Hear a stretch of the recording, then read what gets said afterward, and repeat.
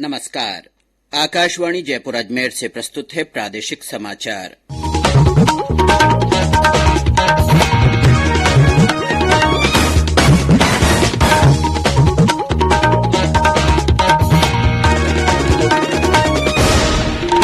मुख्य समाचार। लोकसभा में वर्ष 2022-23 के लिए रेल मंत्रालय की अनुदान मांगे पारित। रेल मंत्री ने कहा, रेलवे के निजीकरण की कोई योजना नहीं। केंद्रीय स्वास्थ्य मंत्री ने यूरोप और पूर्वी देशों में कोविड संक्रमण में वृद्धि को देखते हुए देश भर में सतर्कता बरतने के निर्देश दिए। देश भर में 12 से 14 आयु वर्ग के 3 लाख बच्चों को कोविड का पहला टीका लगाया गया। और प्रदेश भर में 2 दिवसीय होली पर्व आज पारंपरिक उत्साह और श्रद्धाभाव के साथ मनाया जा रहा है। समाचारों के साथ मैं अब्दुल हनीफ। श्रोताओं से अपील है कि कोविड से सुरक्षित रहने के लिए कृपया इन 4 सरल उपायों का पालन अवश्य करें। पूर्ण टीकाकरण कराएं, मास्क पहनें, 2 गज की सुरक्षित दूरी बनाए रखें, हाथ और चेहरा साफ रखें। और अब समाचार विस्तार से। लोकसभा ने साल 2022-23 के लिए रेल मंत्रालय की अनुदान मांगे पारित कर दी हैं। लंबी चर्चा के बाद रेल मंत्री अश्विनी वैष्णव ने बताया कि रेलवे का आधुनिकीकरण और तकनीक को उन्नत बनाया जा रहा है। उन्होंने कहा कि प्रतिवर्ष पूंजी निवेश बढ़ रहा है और रेल पटरियां बिछाने का काम और विद्युतीकरण 2 गुना हो गया है। श्री वैष्णव ने कहा कि स्वदेश निर्मित वंदे भारत रेलगाड़ियां शुरू की गई हैं और रेलवे स्टेशनों के आधुनिकीकरण के साथ उन्हें विश्व स्तरीय बनाया जा रहा है। रेल मंत्री ने कहा कि वार्षिक यात्री आवागमन को 800 करोड़ से बढ़ाकर अगले 10 वर्ष में 1000 करोड़ करने और माल ढुलाई को 140 करोड़ टन से बढ़ाकर 300 करोड़ टन किए जाने का लक्ष्य रखा गया है। पैसेंजर अगर आता है स्टेशन पे तो उसको एक फैसिलिटीज ठीक मिलनी चाहिए। तो विश्व स्तरीय स्टेशन, मेरा मानना है कि हमें इतनी मेहनत करनी चाहिए कि 3 लाख करोड़ का इन्वेस्टमेंट साल में आए, तभी जाके हम देश के प्रति न्याय कर पाएंगे। नए ट्रैक यानी new line, gauge conversion, doubling, tripling, multi track 2531 kilometre per year रहा 14 से 19 में, और इस वर्ष हमने टारगेट लिया है 3000 किलोमीटर का, और उसके लिए व्यवस्थाओं को बदल रहे हैं। श्री वैष्णव ने कहा कि बजट में घोषित एक स्टेशन एक उत्पाद योजना से क्षेत्र विशिष्ट उत्पादों को बढ़ावा मिलेगा। विपक्षी सदस्यों के प्रश्न का जवाब देते हुए रेल मंत्री ने कहा कि रेलवे के निजीकरण की कोई योजना नहीं है। प्रधानमंत्री नरेंद्र मोदी आज मसूरी के लाल बहादुर शास्त्री राष्ट्रीय प्रशासन अकादमी के 96वें कॉमन फाउंडेशन कोर्स के समापन समारोह को संबोधित करेंगे। प्रधानमंत्री वीडियो कॉन्फ्रेंसिंग के माध्यम से नए खेल परिसर का उद्घाटन करेंगे और पुनर्निर्मित हैप्पी वैली परिसर राष्ट्र को समर्पित करेंगे। 96वां फाउंडेशन कोर्स लाल बहादुर शास्त्री राष्ट्रीय अकादमी में पहला ऐसा कॉमन फाउंडेशन कोर्स है जो मिशन कर्मयोगी के सिद्धांतों पर आधारित है।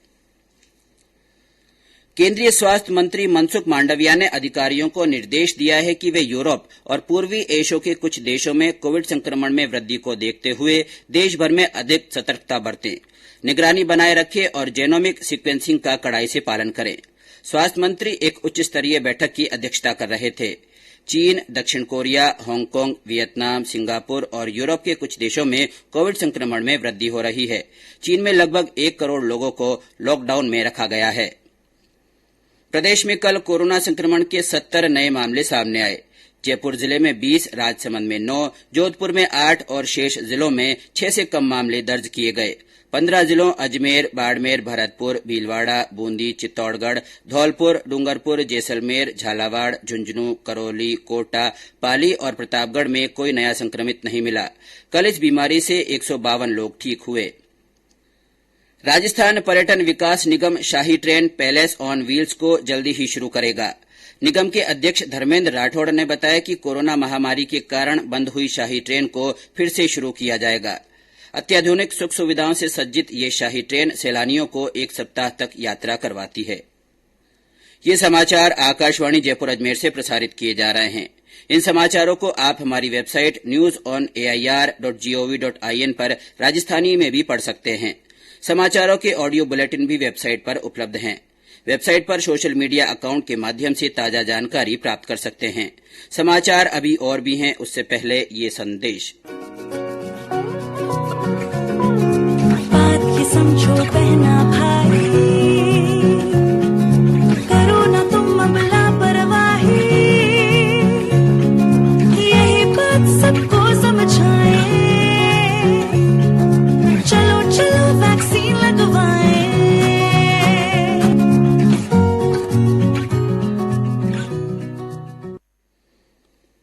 समाचारों में आपका एक बार फिर से स्वागत है। देश भर में कल से 12 से 14 वर्ष के बच्चों के लिए कोविड टीकाकरण शुरू हुआ। पहले दिन इस आयु वर्ग के 3 लाख से अधिक बच्चों को कोविड का पहला टीका लगाया गया। देश में अब तक 180 करोड़ 69 लाख से अधिक कोविड टीके लगाए जा चुके हैं। वहीं 2 करोड़ 15 लाख से अधिक एहतियाती डोज लगाई गई है। प्रदेश में अब तक 10 करोड़ 3 लाख से अधिक कोविड टीके लगाए जा चुके हैं। 5 करोड़ 40 लाख से ज्यादा को पहली डोज और 4 करोड़ 49 लाख से अधिक को दोनों टीके लगाए गए हैं। राज्य में कल 12 से 14 आयु वर्ग के 26,880 बच्चों को कोविड टीके की पहली डोज लगाई गई। विधानसभा में कल नगर आयोजना और प्रादेशिक विकास की 63 अरब 77 करोड़ 95 लाख रुपए से अधिक की अनुदान मांगे ध्वनि मत से पारित कर दी गई। नगरीय विकास और आवासन मंत्री शांति धारीवाल ने विधानसभा में कहा कि राज्य सरकार द्वारा प्रदेश में शहरों का चहुमुखी विकास कराया जा रहा है। सरकार प्रदेश में इको फ्रेंडली सिटी बनाने के लिए प्रयासरत है। श्री धारीवाल ने बताया कि प्रशासन शहरों के संग अभियान के तहत 2,27,000 से अधिक पट्टे जारी किए गए हैं। उन्होंने बताया कि खो नागौरियान वन खंड के पास स्थित आमागढ़ और लालबेरी वन क्षेत्र के जेडीए तथा वन विभाग द्वारा विकसित किया जाएगा। नाहरगढ़ जैविक उद्यान में लगभग 30 हेक्टेयर भूमि पर लॉयन सफारी की तर्ज पर टाइगर सफारी भी शुरू की जाएगी। प्रदेश भर में आज होली का त्योहार पारंपरिक उत्साह और श्रद्धा भाव के साथ मनाया जा रहा है। 2 दिवसीय होली पर आज होलिका दहन किया जाएगा और कल रंगों का त्योहार धुलंडी मनाई जाएगी। राज्यपाल कलराज मिश्र और मुख्यमंत्री अशोक गहलोत ने प्रदेशवासियों को होली और धुलंडी पर्व की शुभकामनाएं दी हैं। करौली से हमारे संवाददाता ने बताया कि जिले में जगह जगह होलिका दहन की तैयारियां की जा रही है और फागोत्सव कार्यक्रम आयोजित किए जा रहे हैं। वहीं झुंझुनू में रंगोत्सव को देखते हुए होली की पूर्व संध्या पर सरकारी कार्यालयों में होली खेली गई।